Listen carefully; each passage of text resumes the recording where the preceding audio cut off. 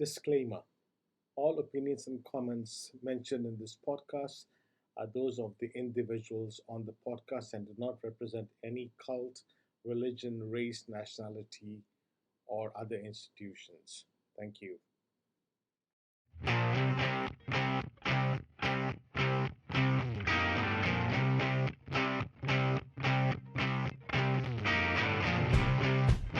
Hello, hello, hello. This is Tagore Almeida from the Uncultured Company, and this is my second podcast, uh, which is all about well-being. So welcome to this podcast.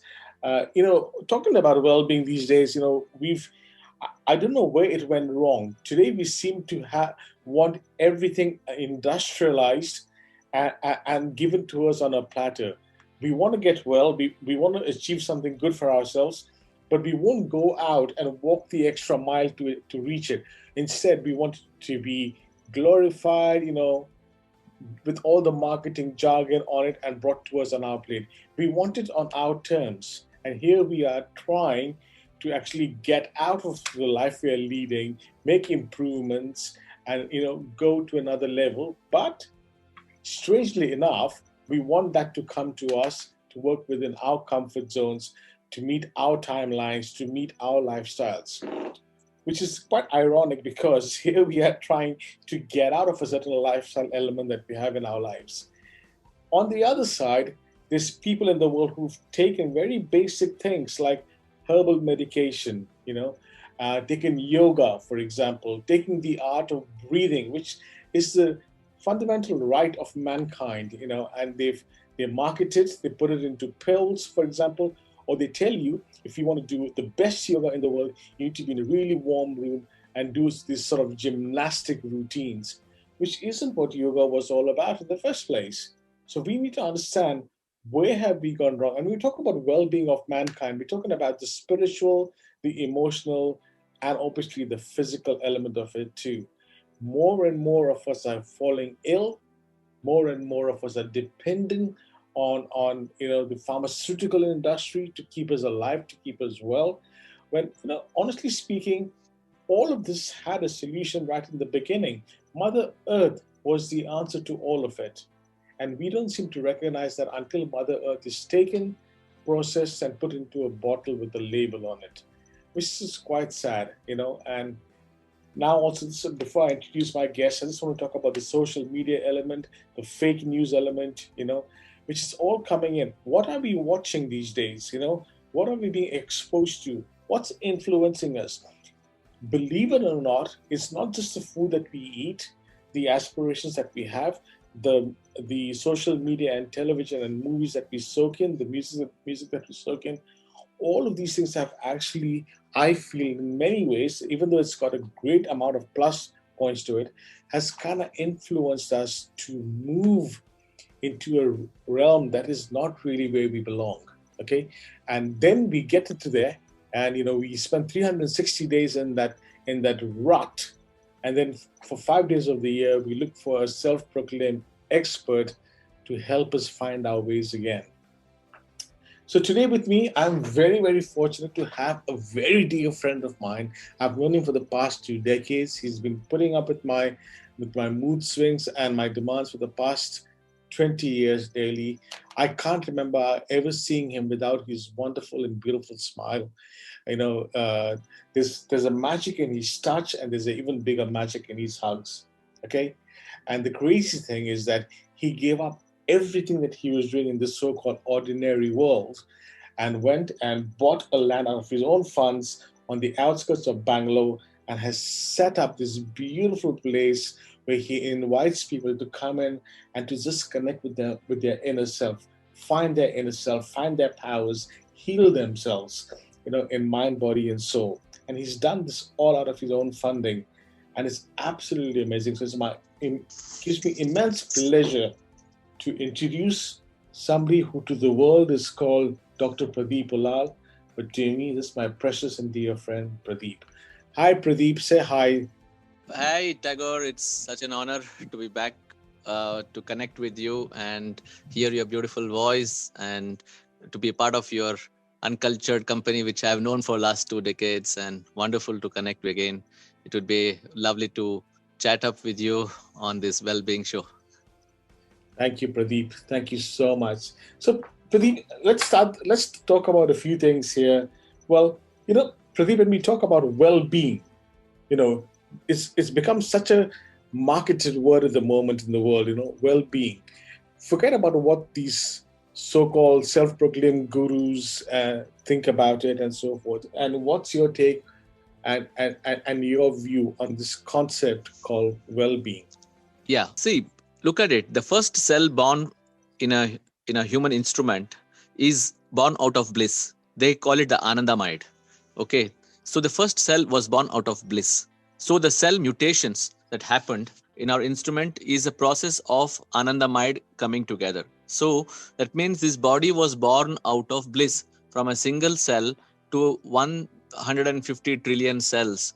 We are fully born out of bliss. So now it is a phenomenal joke that we are trying to find bliss. We are born out of bliss. Okay, so it is such a ridiculous thing that we need to find out how to attain bliss. So what's gone wrong with us? How have we successfully destroyed our ability to connect, destroyed our ability to feel and celebrate being on this planet? We have terribly hurt our planet. We consider ourselves on the top of the food chain, but it's unfortunately we are terribly dumb as humans. We have uh, completely lost our plot. We look completely helpless because we're trying to find wellness, but all that actually we are finding right now is problems and then solutions so that we can feed our greed. So in the game of greed and love for power, love for comforts, we have somehow lost the plot. And we after all this stress, strain, and all kinds of depressions and stuff like this, then then when it's almost like a on the brink, then we think about, oh, I should be well again. It's trying to run down a car and then figure out how to solve, make it fine. So it's a long curve. If you look at it, life is actually simple if we want it, but we are masters of complications. We'll try to knot it up. And then what is basically well-being? If there is a sense of balance within us, the balance of thoughts, food, lifestyle, ability to uh, enjoy the benefits of the nature, to being in the sun, walking barefoot, ability to uh, know when to just shut up and rest. Most of us having sleep disorders. Most of us don't even know how to celebrate this life. We are too stiff. We are too uh, overtly trying to control lives of others. Somehow we have made it so complex that then we need a mega treatment to feel normal again. So well-being has become a No, that's really strange because yeah, I mean, just to feel normal again. I mean, that how sad is that? But you know what, yes. Pradeep, uh, in this whole thing, and I'm sorry, I've kind of partially been, influenced by this whole marketing gizmo of well-being. But one of the first things I want to talk about, and I've known this thanks to you for many years, the power of breathing. you know so as human beings, we kind of live our lives in a very, in a comfortable way, so to speak, and that's all it's become. We want to be comfortable. We don't want to go that extra mile for the betterment of ourselves or anything. But breathing, I know, plays a huge role in in the start of well-being. Can you tell us a little more about breathing and the miracles of breathing, and what is it that we're not doing Okay. right? Actually, breathing is happening to us. We are not really breathing. If we have to consciously breathe all the time, we can't do any other work, right? We are focused on something, but there is a way to retrain our breath. They calculated that in an 84 years of age, in a life cycle of a person, they would breathe 84 million times.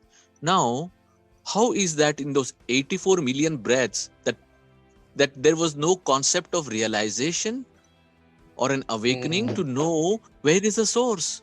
What is the ability for us to feel the joys of life? So, breath is the inevitable bridge. We can't avoid it. It is it. So, what are we doing in this bridge is that we are shaky, we are inconsistent, we are shallow, we're not enjoying the journey at all. The breath has to be the complete bridge between the core of the earth and the core of the sun. It is our magnificent golden bridge. So in between that is our apparatus, which is obviously being abused by air conditioners, terrible allergies. So people have forgotten how to even enjoy the completeness of the breath. The lungs are still underutilized. The apparatus is creaky, not working. So obviously, with stuffy noses, with horrible alveoli sacs which are not utilized, the diaphragm not being used, the completeness of the abdomen not engaged. So obviously, we have all got it wrong, because the whole education process never told us that breath is the most important aspect of living.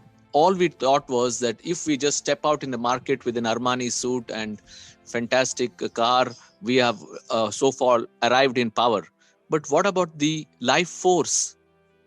The life force which is passing through the sun into us, the photonic energy. Nobody told us in our entire education process that if you could spend 20 minutes in the sun in the morning and breathe through this power, there's a process called Swarodaya, the science of Himalayan breathing. Okay.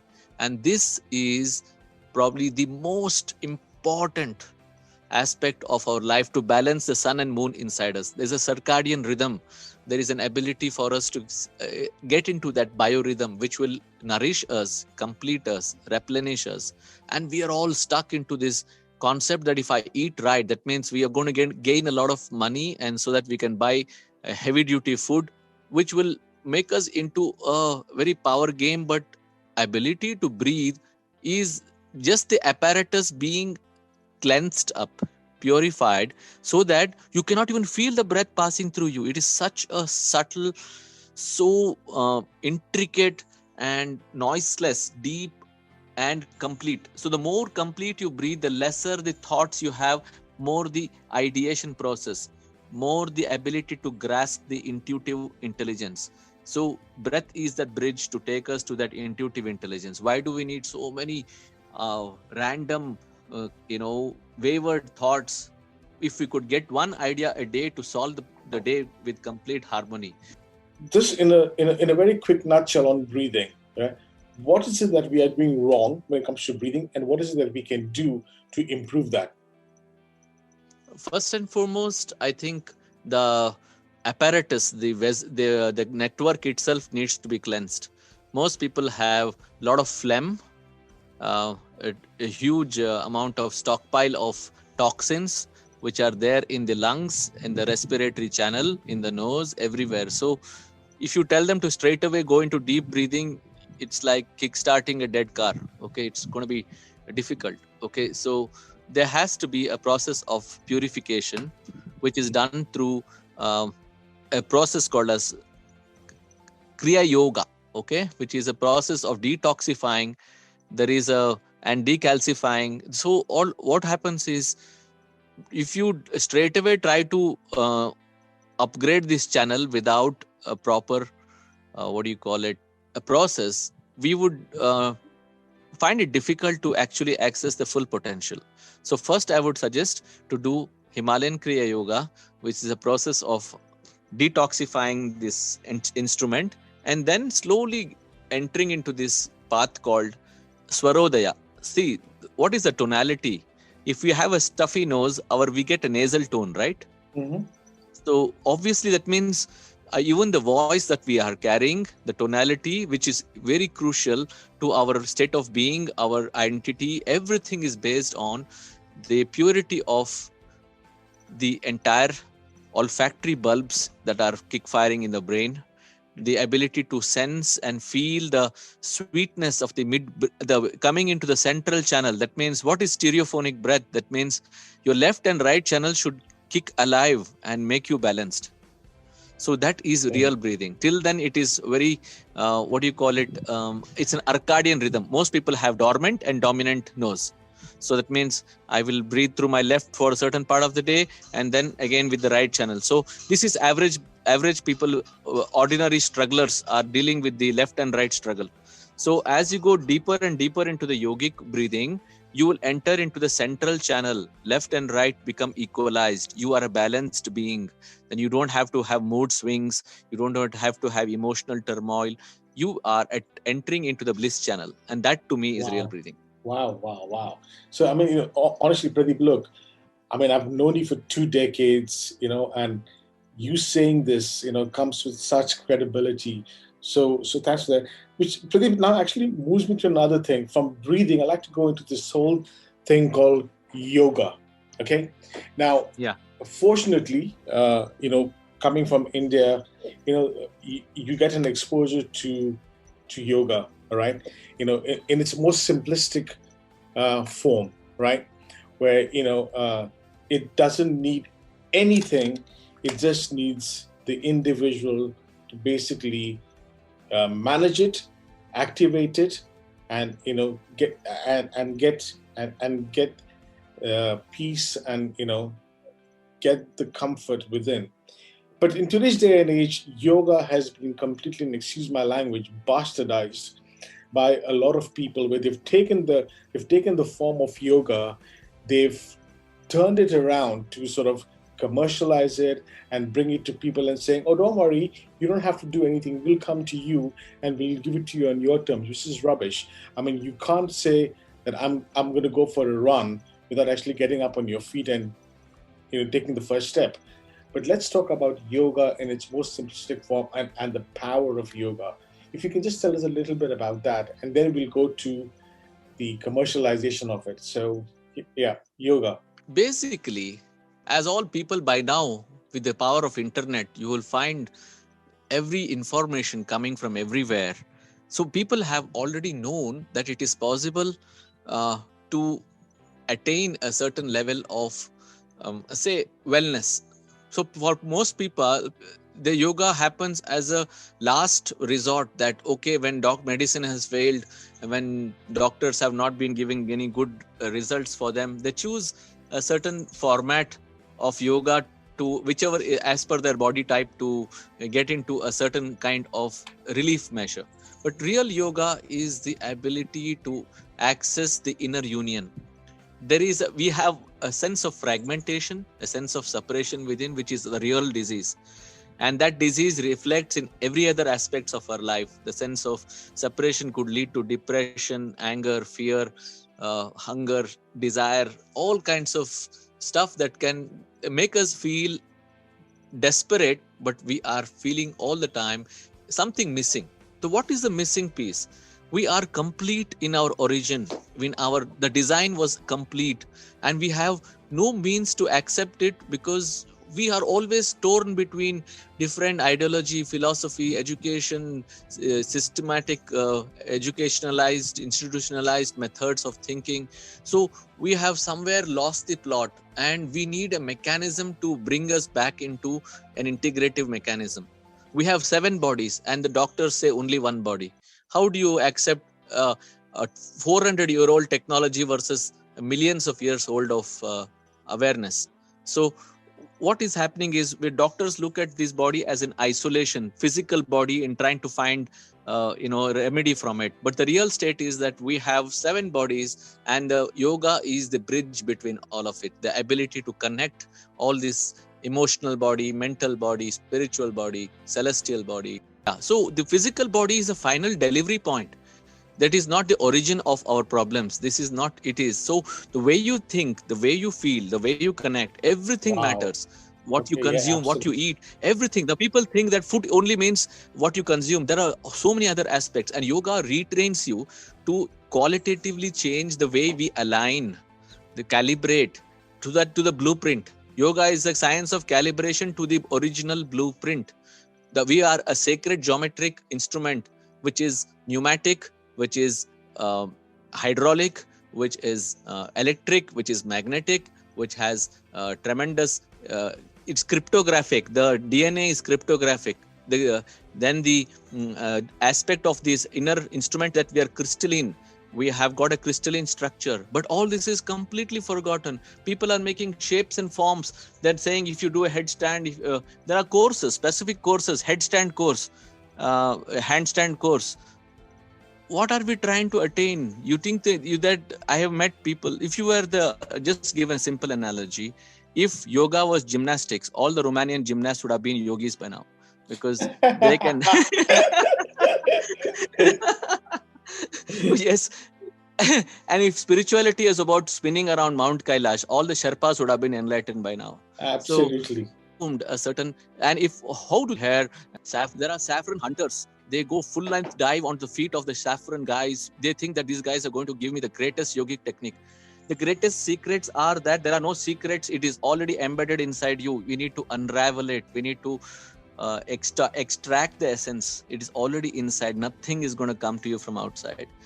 All that stuff, we are the largest chemical laboratory in the world. Everything is within. We don't need so much focus on medicinal journey, but at the same time we are here on this earth, so we need to extract. For instance, if you walk barefoot on the in the natural environment, not those manicured gardens, okay, so if we could walk barefoot, the earth would recalibrate you by understanding your lacunae or your missing elements. So the earth would intuitively direct you to walk in a certain direction, smell certain flowers, connect with a certain herb, pluck. The plants will talk to you. It will give you intuitive guidance. To me, this is not just Ayurveda. It is a science of Brahma Vigyan. It is there, and it is coming into the earth as Tattva Gnana. That means elemental flow. So yoga is a Tattva Gnana. It is a ability to connect with the elements so strongly that there is no need for anything else. It's not about making postures only. When do you need those postures? To wake up from the sleep and get into activity in a fluid way. So you need to move from static to dynamic. So for that you need movement. Deep movement leads to deep stillness of the thought. When your thought becomes still, you become one with the source, and that means yoga enables you to connect with the source the fastest way. So Pradeep, talking of that, then let's come to the other part of yoga. Now, there's people, telling, when I say telling me, I mean telling mankind, put yourself into a really hot room and do all these gymnastic poses, and that's yoga. Somebody else is saying to do yoga, don't worry, you don't have to sweat it out, you don't have to worry, listen to this music and you'll get into the state that you want to. What has the commercialization yoga done to mankind, and what's your take on it? See, basically we are all comfort seekers. Okay, so deep down, if somebody tells you don't do anything, just come to me and be in my presence, I'm going to nullify all your karmas, I'm going to look after your, that's what I have heard some so-called master of this universe sitting here on this planet, so who is going to tell you that I will take care of your karma, I will take care of all your needs, all you need to do is come and offer your bank balance and come and surrender to me. So what is happening is this huge control game happening, and people love it. If I have seen the cults are more successful than individual simplistic hard-working individual teachers. Yes, because the cult backing is so strong. They're in your veins day in and day out, on YouTube, on Google, Facebook. They're everywhere. They start telling you, see, 11 million followers, 20 million followers. So they looks like might is right. 11 million people can't go wrong. So the first thing that happens is we fall in for the branding. We fall in for the look. Somebody has to look in a certain typecast way, wear fancy shawls, have a long beard. Only then he is wise. Till then he is not wise. So there is a huge kind of mental programming which tells you that this is the only way, and the whole life you have to offer your whole life savings to these mechanisms, to these continuous enlightenment, part 1, part 2, part 3. It never ends. So to a point where everybody starts feeling that there is no other option. They have a buddy mechanism. They will chase you to death to subscribe to the next level. So obviously that there is a very carefully crafted marketing literature. There is a fabulous language, pictures, and branding, and obviously brand managers, personas who are in the film industry. And there is a lot of thought that has gone into marketing this. Obviously, the common man just falls in, because it says so many people can't get wrong. You just fall into that circuit, and once you go in there, you kind of difficult to escape and find out what's the real stuff, because you're glorifying the teacher more than the teaching. There is no more Wow. teaching involved. Wow. Yes, the teacher becomes megalomaniac, who is larger than life. If he even coughs, you will say, wow, what an amazing way to cough. No, it's true. It's true. It's so true.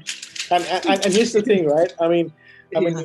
they've taken the ancient art of yoga and the science behind it, and they you know change it a little bit and they say no, our guru has invented this, and that's Yes. completely rubbish. It's such a big lie.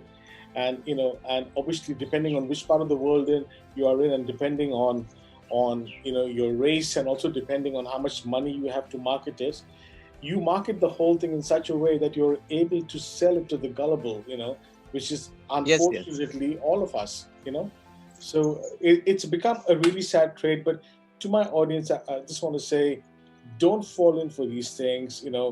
The, the simplicity and power of yoga is within you, and you just need to have a discipline. You've got to walk the extra mile if you want to achieve something for yourself. The answer lies with you, within you, and not with somebody else. Which now brings me to the next thing that we're talking about. So we talked about breathing, we talked about yoga. Pradeep, let's talk about food. Now, you mentioned this very earlier on, but people have a tendency to say, what's food got to do with it, with my well being? But food has got Yes. everything to do with it. And I remember many years ago, we were sitting together, and you explained to me the science of what the body has to go through when you eat a vegetarian meal, or when you eat like a meal with, like, say, lamb or beef or something in it. And it's that stuck with me, and I always remember that thing that you said.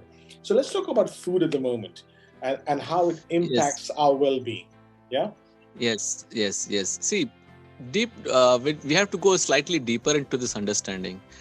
What we think is actually food, which is coming on our plate, and whatever is been processed and marketed with phenomenal packagings.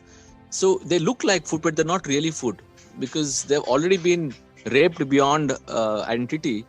And for instance, we grow vegetables here in our Kevala, okay? And when we eat them straight from the farm, the kind of taste which we get, it's almost impossible to get it from the marketplace. So what has happened is the time to market, the time to reach your plate itself has become so corrupted in industry that I cannot blame all of them. What guy, somebody sitting in Dubai wants to eat kiwi fruit? Now, all transports from all the way from New Zealand, it's sails for 3 months in a refrigerated compartment and lands in your plate. What do you think is the essence has been toxified by already the kind of choice we make is that we are not able to eat seasonal fruits. We want unseasonal food to arrive at our table. On top of it, we want some crappy dead meat to be on our table. So you can imagine what our organic nature inside our body is. It's completely corrupted to a point where what can emerge out of that essence? See, for instance, if there is so much of pesticide content that has gone into even growing rice, that the essence is lost. We have forgotten that the essence of which is there in an organic way of growing food, our produce itself has been corrupted. On top of it, add to it the so-called preservatives and lot of, see, what has happened is there are 6 types of taste which has never been part of our culture. Saying the Western culture, so that they have introduced salt and sugar as the ultimate way to start and end a meal. So in India, we have this concept called as Shadrasa, which is basically the 6 types of taste. You need to have little bit of pungent, which will take care of your vitamin C. Like, for instance, if you have chili, is actually not a taste. It is a kind of trigger, a pain receptor. It will open up the gut. For instance, we have something called a bird eye chili out here. Okay, we grow it. If you consume it, you can get rid of acidity. It may be giving you few minutes of discomfort, but it will cure acidity. And people spend lifetimes on trying to cure acidity. Okay, and there, for instance, the liver needs tangy tamarind to heal it. Okay, so then we need to have a sour stuff. We need to eat gooseberries, we need to eat, or oranges. We need to make sure our food has got bitter element in it. So if you have bitter gourd, it will cleanse your gut. If you have papaya, it will cleanse your gut. It will give you a skin glow. Eating so all this nature has already got its magical formula. So people try to some people say, oh, you are diabetic, don't take salt, don't take sugar, don't take this, don't take that. So all the time we are worried about hypertension, we are worried about diabetes. Actually, I found a bunch of sweet tasting leaves in Arunachala Hill. Okay, and this is cure for diabetes. Yes, but we have forgotten this is not part of the remedial process and prescription, because it doesn't suit the disease management industry. So food is actually medicine. Food is not just for filling your stomach. If you know how to choose wisely, you can get rid of the disease. And first and foremost, the greatest art is ability to fast. What's the power When of you know, Pradeep, yeah, you're yes, talking about the ability to fast, but what is the science behind fasting? see, there is the nature knows how to detox us. Okay, there is the 11th day of the moon called the Ekadashi. That's a point when the cosmic alignment happens and redirects energy to us. Okay, and on that particular day, people in India fast. That means that's the time when the celestial intervention happens into a body and there's a sacred alignment. We are supposed to see, you're at your peak energy when you have low food in your stomach. That means your digestive process is shunted for some time. You can focus on more on energy. The moment you put food in your stomach, your body goes into digestive mode. Where is the ability for us to truly focus on activity? Look at all the sportsmen. What do they eat during the 5-hour tennis contest? Just few pieces of bananas. That's enough in the 5-hour routine, vigorous routine. Look at Rafael Nadal. So what is happening is we have been fallen into this. See, earlier there were a lot of droughts and famines. So we have somewhere in our genetic code the fear that we might not get enough food. So minute you look at food, it has to be a full 7-course meal. We want to devour it. We want to make sure that there is nothing left on the table. And what can I expect? Some heavy duty damage. So fasting is that ability to pulverize, dissolve all the additional toxins, trans fat which is stuck in those small crevices inside our body, because that's the only time body gets an opportunity to dissolve. We don't give it often because we're scared we might lose some precious muscle tone. How can we worry about so much? Because we've been told that, look, you need to feed because you can afford it. Eat more, become big, strong. I am surprised, but some of the most strongest, amazing, active people I've seen are the ones who hardly eat. It's about channeling energy. Yeah. So you know what, Pradeep, look, so we talked about breathing, we talked about yoga, we talked about food, which I think is the elements of the physical well-being. Okay, what I'm going to do now is I'm just going to move now into the sort of the spiritual side of our well-being, and I'm going to start first of all, very strangely, when I talk about spirituality and whatever, I'm going to start with entertainment. Okay, how does what we consume as entertainment, whether it's visuals or just listening to, how does that, or does it at all, impact our well-being? So what are we watching today? What are we listening today? What are we reading today?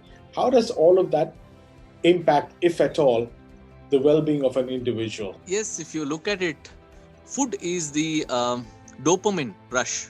Okay, a dopamine rush. Food doesn't mean only what we put on your plate and consume. Food is everything. The thoughts, the desires, everything is part of. We are feeding it, right? We're feeding on it. What are we really feeding? See, for instance, today, if you watch most of these, romantic comedies or wherever, most of them are sitting across table and talking over food. They're sitting over coffee. They're sitting over food. So food is inevitable endemic. It has gone into a point where you can't disassociate it with life. So in entertainment industry is glorified the fact that, like for instance, they invite people for a feast.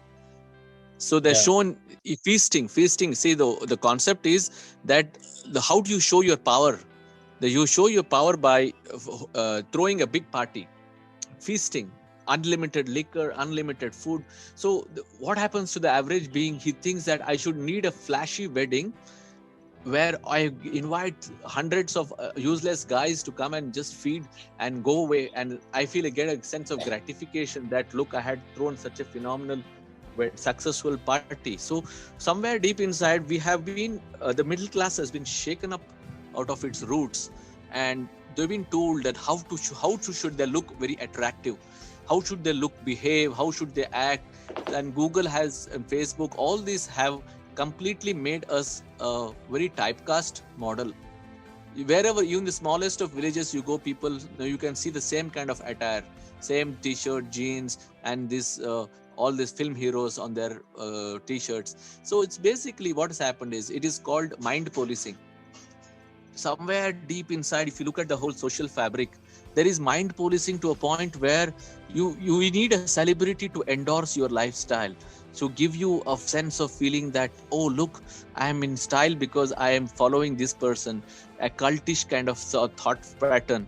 So a point where we stop being unique beings, we stop being creative, we stop having our own ability to think, to dream, to achieve something in life. We look like assembly line products, zombies. We just exist because it gives us money to sustain our so-called lifestyle, which is already dictated by somebody who tells you it is cool.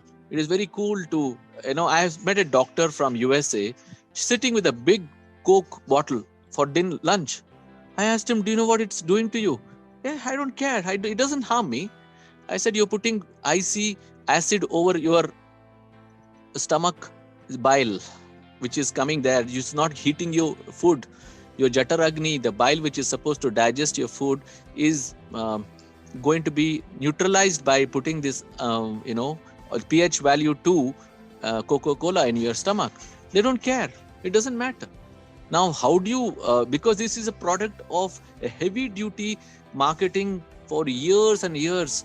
Now they have believed that they need it badly. Otherwise, they're not in that acceptance circle. There is a peer pressure put on by people that you are not in style, you're not in sync with this, you are looking so out of sync with this whole process. So now you be part of us. Which side are you in? So they want to put you into that mold. Yeah, fine, Pradeep. But you know what? I mean, I made an observation recently. I was on an OTT platform I subscribed to, and literally everything that was being showcased on there or being promoted, like as the show of the moment or whatever, was all about glorifying criminals. There's documentaries about serial killers. There's documentaries about bank robberies where the bad guys get away, and last of all, they're sitting on an island, completely relaxed. So no. So this has become and what I said to myself, and I was seeing so many of this, how to make a murderer, and some serial killers, the bomb serial killer, and everything. And I'm saying to myself, wow. Here's the thing. I know and I hope that I will never be a serial killer. I will never kill another human being, let alone being a serial killer. So in that case, why am I so attracted to wanting to watch, this particular type of shows, criminals and, being glorified and so on? What does that bring to my well-being? See, many years ago, I saw a nice little cartoon, of a father watching over his son, what he is reading. He asked the son, what are you reading? It was a nice cartoon, The son says, I am reading about crime. The father asks, is it political or professional? Okay. So basically what is happening is, political crime is completely immune. You're getting me? Whatever they do, they're not going to get caught. They're not going to get imprisoned. So now the antidote for it is, now that they're going to be a professional bunch of guys who will work for them, to they are the actual the hitmen there. They are the ones who will take on the bullets. They were the ones who are going to do all the dirty work, and for a long time they were behind the scenes. Now suddenly the media found that it's they have a very daring adventurous life, because these people have not got out of their comfort zones in their whole life. They find this very fantasy, big fantasy, that they put their somebody is putting their lives at risk, and kind of questioning the social norms, social codes. They're basically outlaw. So we have a law, and I read somewhere that in order to maintain law you need to shake up the order. So what is happening is, if you ransack the order and to just make the law sound very good, so somewhere downside, the downside of it is the law is blind. So it just fall, the way the whole criminal system operates is, somehow you got to finally make it work for yourself by feeding the so-called system, judicial system. So in a very, very vain, corrupt mechanism, there is no way that you will get any kind of justice at all. So obviously what has happened is, deep down inside, an average person is very frustrated. He wants to shake up in the system, but he can't see it in real life. Who feeds you that? Entertainment industry. Yes, Yeah. they feed you with constant thinking that, look, this is fantasy. If somebody comes and threatens you, you take get a gun and go and shoot him, and now you get some kind of a thrill. Look, you can do it. But it's all fantasy world, right? Be deep down inside, none of us will ever do it in our real life. We don't even forget anything else. Just the fact that we don't have the courage to go even say I love you to a stranger. And in this, when we find it very fantasizing that in the movie it happens. So we are actually living a fantasy world through the movie world, through the movie lens, through the OTT platform has now gone haywire in terms of language. We find it a kind of a thrill. Oh, all these days it was under the wraps. Now suddenly everybody goes free for all, using all kinds of foul language. So it feels very liberating in terms of their usage, and see, we were trapped and now we are free to use that language. So somewhere it is hitting the psyche that, look at it, for the likes of which has made for years together completely ransacked houses of social fabric, making in-laws fight with each other, and they made a huge killing out of money, out of trying to pit negativity into the households. So people are finding new ideas to get back at people. So they are finding a kind of avenues for negativity. So somewhere deep down inside, nobody is thinking about our planet, nobody is thinking about nation building, nobody is thinking about community. It's all about personal entertainment at the cost of our fantasy. People switch on to put their headset on, snigger away, sitting in tubes and lifts. Nobody watches each other. Our social so-called situational awareness is so pathetic. People walk next to you, you don't know, because, and then you watch crime series all night. Whole night you watch crime series, and next morning you don't even know, somebody flicked your wallet, or somebody kind of ripped off your passwords. So basically we are living in a pseudo pretentious world where we're really not in touch with our own reality. We love to hear about somebody else's accomplishments. We kind of get a thrill out of this feeling that somebody went against the so-called legal system and proved it that they could win over. So there is a deep down dark fantasy. In this deep down dark fantasy where everything is okay. And there was a point in Indian 80s and 90s in movies in Kannada industry, they had to had one rape scene in the whole movie, otherwise that movie would not be a hit. So who enjoys this? There is a certain segment of the population which has grown into the feeling that there's a secret fantasy that they want to feel that. And these guys, directors are smart, writers are smart. They say, how do you make it a hit? You make it a hit by hitting the dark element, hitting the dark side. So dark side is far more powerful than if you make a movie on devotion, on spirit, on the joys of celebration. it won't give you that kind of advantage over in terms of box office. It will give you a small percentage of people. The largest, the mass, is interested in the dark. So somewhere deep down inside it, the formula seems to have worked. But if we are those, if we belong to that 0.1% of this population which can see through this joke, which can see through this drama, which can, and you can sit back and laugh and say I can see through it, but what is our action plan? Are we capable of seeing through and having the discerning intelligence to be able to shaft this out and see through it? And what do we adapt in our life? What do we adopt in our life? So adapting and adopting both are very important. We creative intelligence is about adapting to new situations, and these media consumed guys sitting day and night on their phones, they can't just move out of that addiction. They can't even act. They're so lost in that dormancy that if you ask them any action, they will say, can I get back to you? Because they now need to find a way, figure a way to get into action, because we have become zombies to a point where the whole world is trying, somebody is going to do it for you. What about you? So we have lost that sense of individual creativity, which is what today's world is easy to fall into fantasy. Somebody is doing, we're just sitting and glorifying.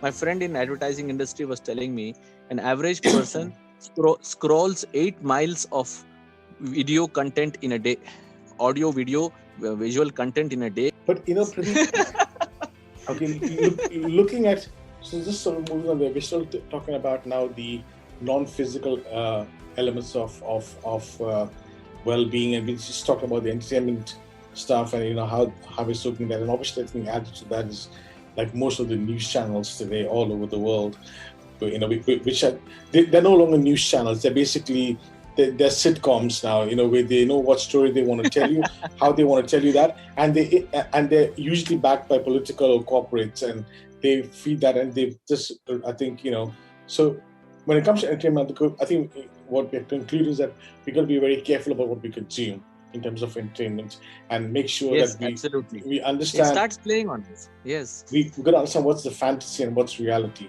And that power to decide that is within us, not anybody else.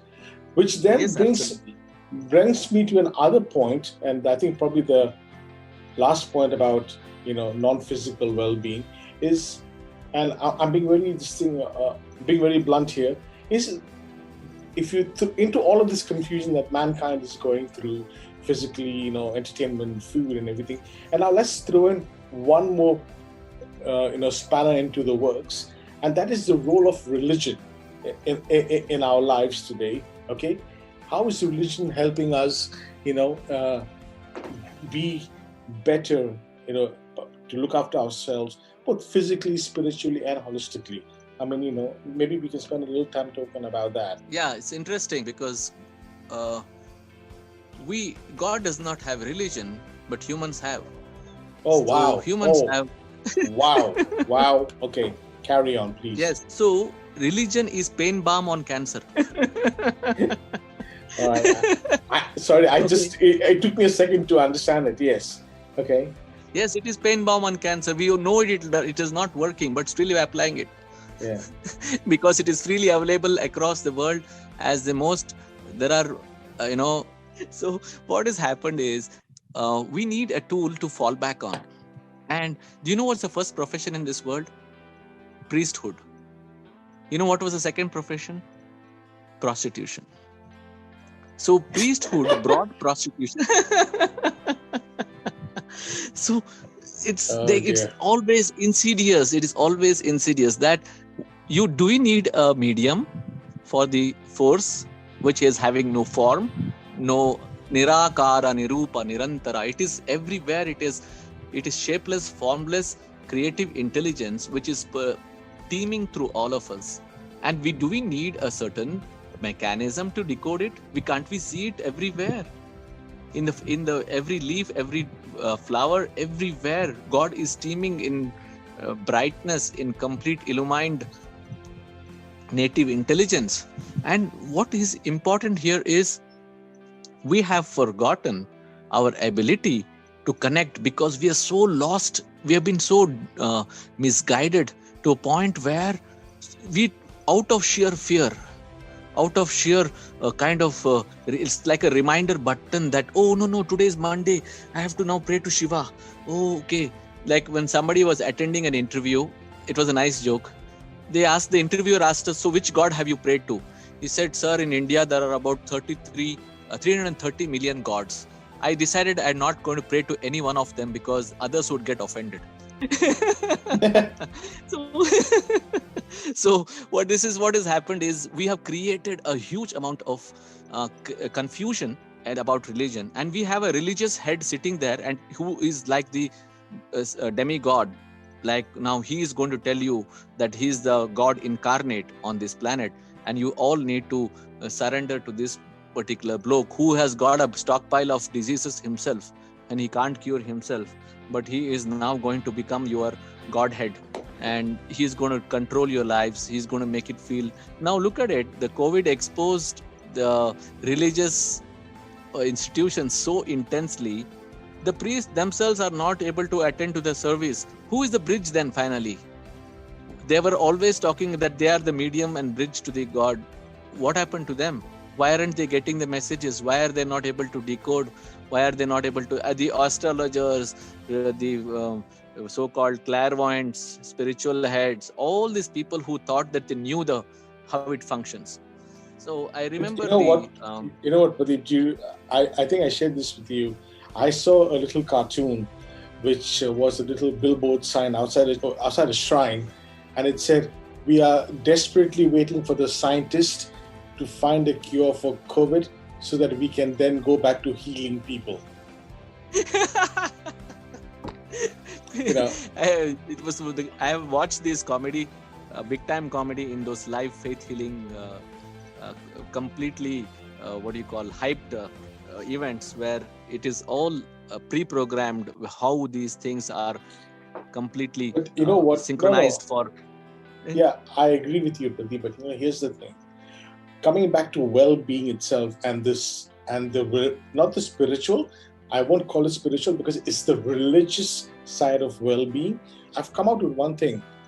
All of these people are so devoted to their principles and the process of their religion, and in the common factor among all of these religions is that there is love and there is peace in the world.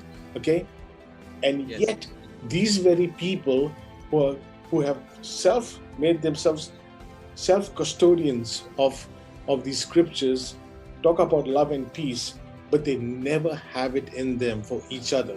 That's why you see all these groups, fighting with each other. What? Over my version, over your version. How can I be talking about something as beautiful as love and then hate you for the way I'm talking about your version of love? Because love will always be love. So if you're talking about God, God will always be God. And you cannot be talking about the beauty of God and the beauty of love, for example, and say, this other person differs with my version, maybe 1% or maybe even 90%, and that's my reason to hate him and to tell my followers not to believe him. How can we then sit down and say that religion is a good thing for mankind? It is not. See, there's a big difference between religion versus religiousness. If you have religiousness, it could reflect in accessing the finest details of the very design itself. Somewhere along the way, and this is my personal opinion, I think religion has always been about a man-made, framework to be able to control people, not get them to think. And because if you think, then they can't control you. As a great writer in India called Javed Akhtar said, he said, the moment you start thinking, they can't control you. And the moment you start thinking, you realize whatever that they're saying doesn't make sense. Another great person that I follow is this English comedian called Ricky Gervais. He said, I love Jesus. He said, he's an atheist, but he said, I love Jesus because Jesus was kind, he was caring, he was, all about giving, in the name of his Father. And then you got all these people in the world today who are talking about Jesus and yet can't come to terms about following those teachings themselves, that has huge problem on the well-being of mankind, because I think we're being sucked into something that's dangerous for our very existence. I think, it's not so much about the creator that it is about the creation, because all of us believe that if the creator has made this creation, what's the point in disregarding the creation?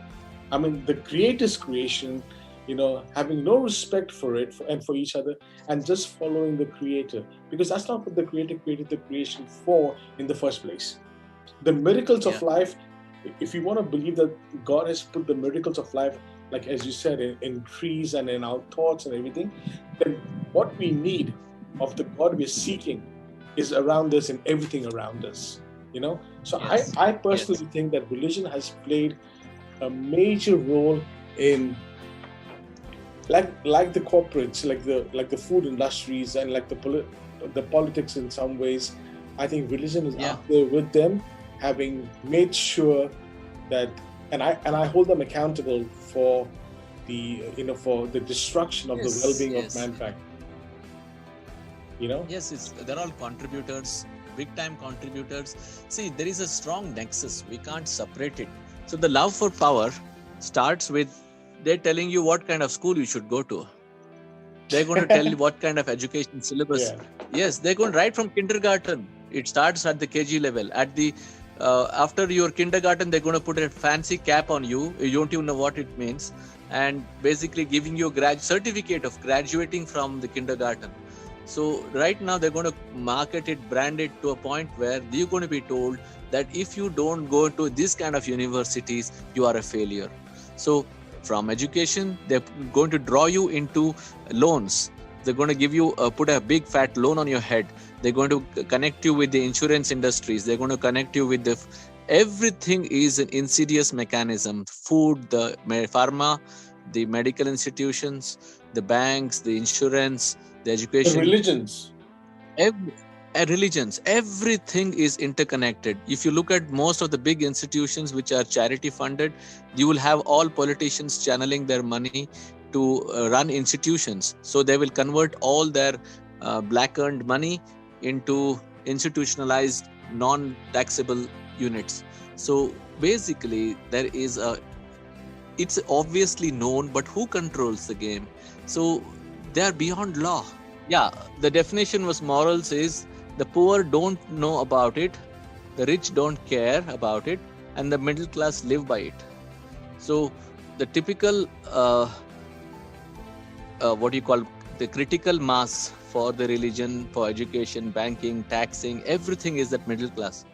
The rich know how to dodge it. They know how to overcome it.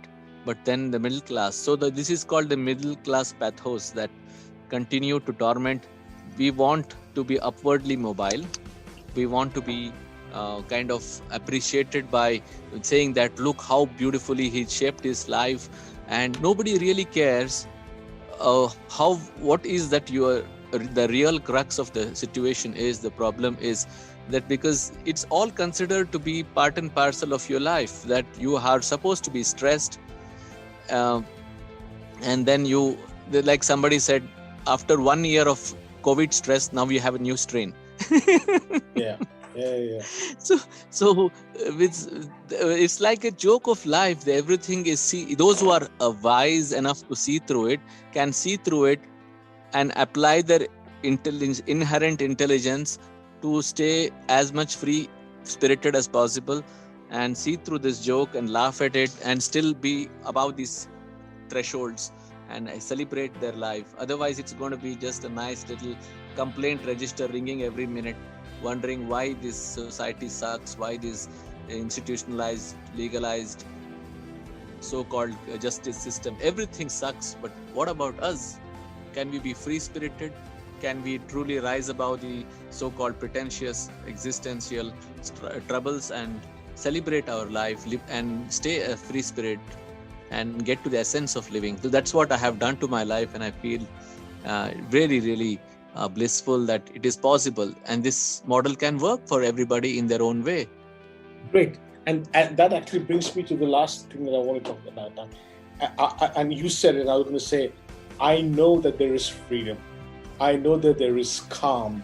I know that there is healing in a way that you have actually showcased your life to me and to the hundreds of people that have been fortunate to have crossed paths with you in their lives. And I know that you've given up everything that you had in your so-called ordinary life, and have now made this the new norm, where you built a wonderful solace, like a haven, where you actually help people overcome these. You heal them spiritually, physically, medically, and so forth. And I think it's called, like, I sorry to use like the new world, new age thing, but the rewiring of the human soul in many ways. So tell us, Pradeep, two things. What is it that you do about your Kevala Foundation? What is it that you do, and how can my audience reach out to you? Okay, thank you for all your good words, but it's right in its sense, because it takes courage to break free from this so-called stranglehold of the societies, which always trap into the feeling that we need to have a typecast bucket list to attain, and then only it's called success. So fortunately I had the insight and courage to drop it, and I looked up the sky and said, that's it, my dears, no more corporate life, no more working in this rut. I just want to break free, and I know you're going to look after me. And from there, even while I was in Dubai, I used to not work anywhere. I used to sit at home and meditate and find the inner current, but it needed a certain sense of direction. I was wondering how it's all going to happen, but then there was a master plan conspiracy of the higher beings who could channel this beautiful space. To me, it looks like a miracle, but I consider that it's as a universal conspiracy to get me into this magnificent space. And I didn't have the money for it. People call it modern day miracle. I don't want to use such words. It is simple. It's called the power of magnetism, power of a pure higher will, which takes over and replaces all your fragmented individual will with something superior, that it is possible for a person like me, who has not worked in the last 20 years, to set up a place which is like buzzing with so much of creativity, so much of purity, sanctified space that is it's too difficult for me to I'm not trying to sell this place, because only those beings who are capable of realizing the creative potential will come here. And I'm not denying anybody that opportunity. Those who are ready, they just come. They don't need a huge form to fill or something. It's just about purity to connect with their own creative dimension. So this is a creative space for music, for phenomenal world music. I have set up about 6 types of audio systems here, which can give you absolute sonic thrill, absolute sonic pleasure, to a point where you can realize the essence of the current running through your instrument, through the essence of music. Is the highest potent drug ever known. It's the most highest. It can realign your instrument, but it needs, what's the kind of music we choose. These are music which are being calibrated music. It's not those typical just entertainment music. They will rewire your instrument by higher possibilities with, it's not, and melodious, rhythmic, the ones which will truly go inside your veins, in your nadis, and purify you. And then we have nature by itself is so pure, unless humans come and screw it up. So we have not done any damage to this nature around us. We have transmitting love to it, sending love. So then it's all blooming like crazy, beautiful, sanctified space with birds and a crazy amount of bird music out here, and amount of sanctified flow that is possible in this atmosphere. It will pull you into a deep inner silence, and at the same time bring out the purest celebration of life, the romance of life, which have been missing for years. People are lost and muddled by their corporate trash, which has made their life so difficult. So we just basically simplify life.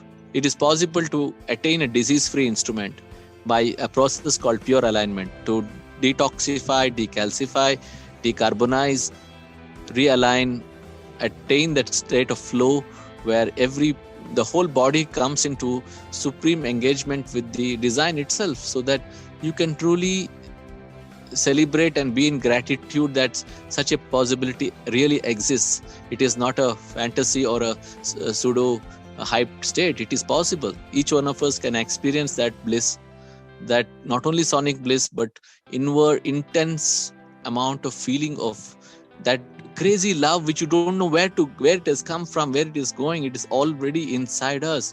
The childlike beauty, the childlike innocence which we have lost in the process of trying to gain something. So Kevala is like a master transmuter. It makes your instrument come back to its pure glory and hits a hammerhead blow on your ego and dissolves it, so that it can truly operate in the heart. So you can feel it brings out the assemblage point in your heart to feel, celebrate love. Most people can't feel at all, my dears. They have forgotten what it means to feel. So we bring back that ability to connect with nature, feel the joy of feeling the breeze in their inner current, and feel the joys of fragrance, the soul fragrance, the flower fragrance. Enjoy nature in its beauty, true beauty, unspoiled beauty, not those manicured strugglers. So somewhere deep down inside, nature is meant to be a huge bounty, a gift, and I have tried my best to not disturb the bounty of nature around, and that's why Kevala is special. And the vibrancy itself is so magnetic that I would not like to talk about it beyond this. Come in and truly celebrate heaven on earth. It is possible to attain that state. It's a state. Heaven on earth is not a place, it's a state, and that state is possible. Thank you. So, Pradeep, how do people contact you? So, there's people listening to this podcast. I'm sure there's a lot of people there saying, you know what, wow. I mean, the first thing is, to my audience, don't get excited. Pradeep is not one of those gazillion experts out there who self-proclaim themselves to have the answers. Pradeep, I can vouch for, is about you finding the answers within you, but he's going to help you on that journey. He will help you on that path. He will help you detoxify yourself, from all of the foods and the what we take in, in our thoughts and the media, our aspirations. That's what the healing is all about. That is the thing that leads to well-being. Yeah. Yes, I've just forgot to mention that there is a process called the Himalayan Kriya Yoga, which is enabling this. I'm not talking about a philosophy here. It is actualizations through a very simple, doable practice, which will put a check mark on all those questions which have been left out of syllabus for most people. So that it is possible. Guidance is inner guidance. It comes from within. But the assurance is that when you have somebody who can help you simplify it, rather than going the long curve and missing out on the finer aspects of life. So we are meant to do what we are meant to do. We are not escapist or running away from facing life, because just coming here for a week or going back to your back to your own place, how different is it going to be? So it has to be guided to a point where you realize that how to become consciously aware of all your actions, thoughts, food, everything. So you have to retrain, and that comes from a very deep realization from within. It is not, nobody can sit and monitor anybody all their lives. It is impossible, and we don't have any claims to it. And by the way, we are already enlightened. This journey is about remembering it and realizing it. So we are not trying to attain something. We are just trying to offload the truckloads of shit that we have accumulated.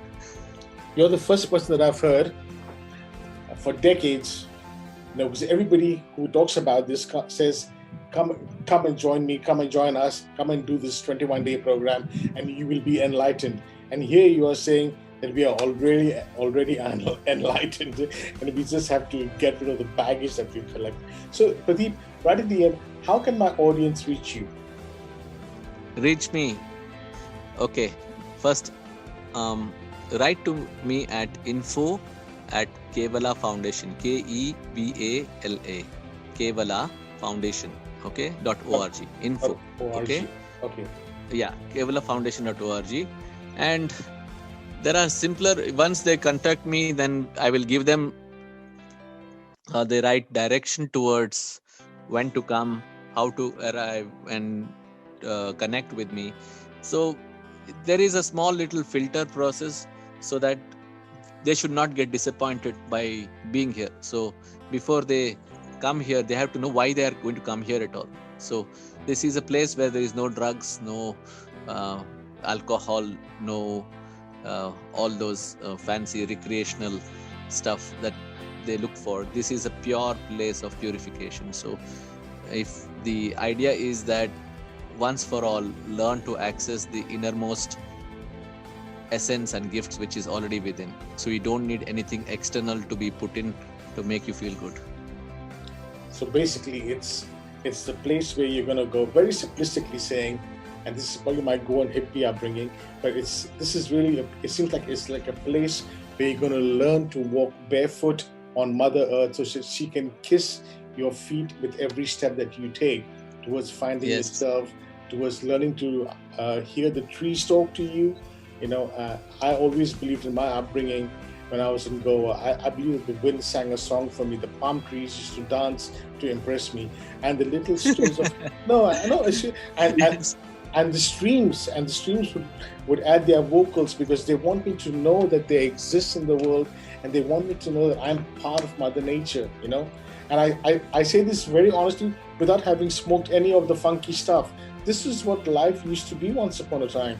And I just feel that, we've lost that connect. So my audiences, if you want to feel that connect, you want to find the strength within you, if you want to detox yourself from all the, ordinary sort of baggages that the world has introduced us to, I think you have to have the courage to say, I want to do it, and I really want to do it, and then take the step to contact someone like Dr. Pradeep Ullal, at info@KevalaFoundation.org. And I think it's so important that I wish you all the strength, the peace, and the courage to take the step and to find yourselves inwardly. And Pradeep, I love you. I've always loved you, and you are such a beautiful influence in my life that you are like one of the pillars in my existence. And I've said this to you a million times. You really are that, and I'm so happy for what you're doing. I'm so happy, and it's just amazing that in the midst of all these guru dome and godmen and all the life coaches that are going on in the world, I'm so happy that you're there, just at a very simplistic level, without all the marketing, without all the corporate sponsored products and all that. You've just gone and you've proven it to us. You've just gone to Mother Nature. You're in the middle of nowhere, and between the trees and the wind and the birds, you're here and you're saying, come on, let's all learn to walk barefoot and kiss Mother Earth. And I think that's incredibly amazing. I just can't wait to get on a plane and just come and spend some time with you. Thank you, my dear friend Tagore. I have known you for so long, and it feels always such a joy to connect with you and to hear your beautiful voice and connect back to all our good times together and see and watch what the beauty of life is from all our lenses. But then we need to keep our lens clean so that we can truly bring this essence of living in a realistic way, so that we can all celebrate. We have come here to celebrate life. And thank you for all your kind words. And it is such an honor to connect with you again, and look forward to see you here and your beautiful friends across the world. Let us truly make a difference. I think just one thing before I end, I just want to say, to my audience. So he is actually Dr. Pradeep Ullal. Okay, so this isn't something that we just made up. Pradeep, can you just in a quick line or two just tell my audience what you did while you were in Dubai, while you were working? You spent all of your free time pursuing a PhD in a Yes. certain area of expertise. Can you just tell us a bit about that, please? Yes. In the year 2002, I lost my mother to cancer, and that was very devastating for me. I wanted to know how we can help to heal cancer. What is it possible? Is it possible or not? First question. And I figured out that this body is not what it is as the doctors think. So I started talking to doctors. I started talking to so many people. Then I realized they're not able to fix the problem because they're looking for an outward remedy from, chemotherapy, which is destroying the good cells. Then I said, no, there is a science beyond this. There is ability to access sound frequencies to remodel this whole body structure. So I started working on this science called as Nada Yoga, which is basically to produce sounds, absorb sounds from the cosmos. We cannot produce those cosmic sounds, but we can tap into them by being silent within. At the same time, we can access profound musical frequencies to heal this instrument. The water molecules inside us get recalibrated. So I started working deeper on the science of extraordinary power of the breath, extraordinary power of alignment of this body, so that the body can access its sacred geometrical structure. This is a science called quest mapping. You can go into the sacred form, which is the DNA form, is basically in a sacred pattern. So when you access that, your body will actually absorb the cosmic waves.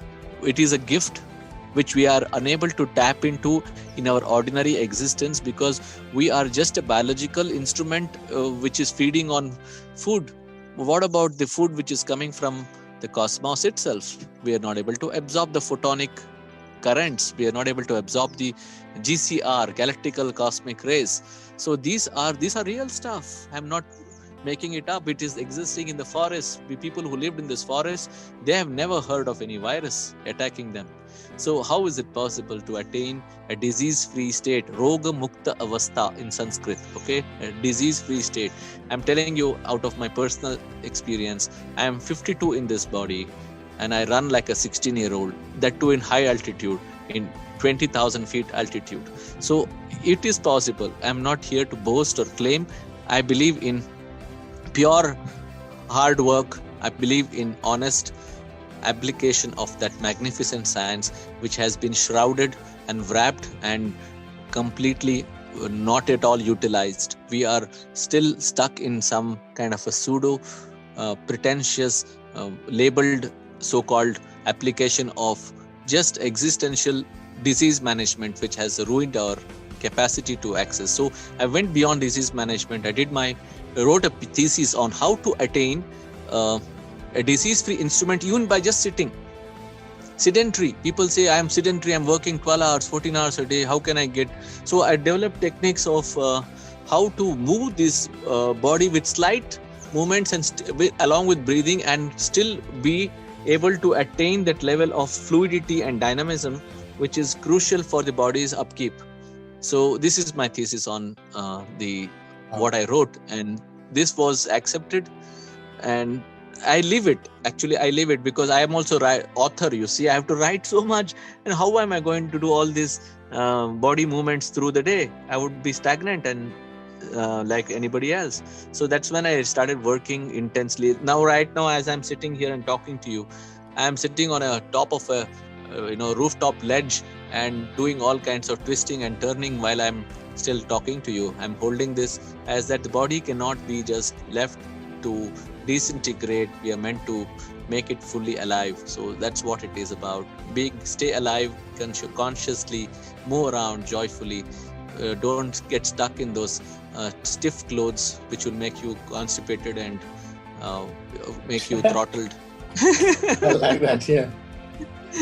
But man, it's been great talking to you, and I really hope this is the series of a podcast called a pint of imbecile wisdom very sarcastically. And I usually ask all my guests first things, what are you drinking? What's your drink today? And, we all, basically the idea is that people talk about what they're drinking, what beverage they're having. But I didn't ask you that question because I know that you're on a much higher drink called life. So that's what I understand about it. I really hope that somebody out there, at least one person out there, actually picks up something from this and gets in touch with you. And if it heals them, if it makes them better, if it calms them, I think that this podcast would be worth it. The tagline says "Conversations for a Better World," and I really hope that something good comes from this. Pradeep, you're a great guy. Thanks once again. I can never get enough of talking to you, but we've got to end the podcast. So thanks a lot. Love you lots. And Love you. well, yeah. Take care. Bye. Take care. Thank you. Bye.